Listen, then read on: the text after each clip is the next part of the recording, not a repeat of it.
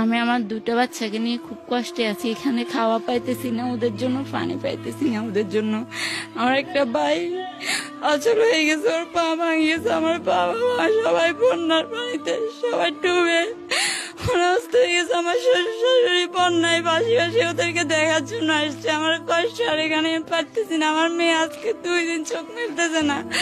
আমি ওদেরকে নিয়ে কি করবো কিছু বুঝতে পারতেছি না। আমি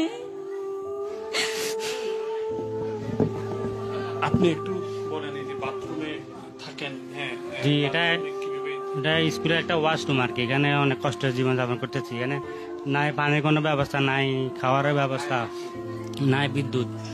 চার্জার লাইট ছিল, ওইটার লাইট নাই। এখন এই মোমবাতি এর আগে তো মোমবাতি ছিল না, অন্ধকারে মোমবাতিও ছিল না, অন্ধকারে রাখছি সব বাচ্চাদেরকে। মোবাইলের চার্জ যতদিন ছিল মোবাইলের ফ্ল্যাশ লাইট ইউজ করছে, এখন ফ্ল্যাশ লাইটও নাই, মোবাইল অফ হয়ে গেছে। বাচ্চাগুলো কি অসুস্থ হলে ডাক্তারের কথা না, এখানে কোনো ডাক্তারের ব্যবস্থা নাই, এখানে ওষুধের ব্যবস্থা নাই। ফার্মেসি গেছি, সব বন্ধ। এখানে বাজারে সব বন্ধ, কোনো ওষুধের ব্যবস্থা নেই। আমার দোনোটা বাচ্চা অসুস্থ হয়েছে আজকে 3 দিন। দর্শক, ফেনীর ফতেপুর থেকে পানি নামতে শুরু করেছে, তবে পানি নামার সাথে সাথে শিশু মৃত্যুর হারও বাড়ছে।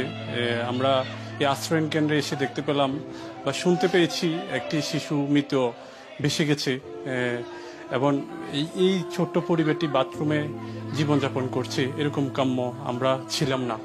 ফেনীর ফতেপুর থেকে জাহিদ হাসান শাকিল, চ্যানেল আই।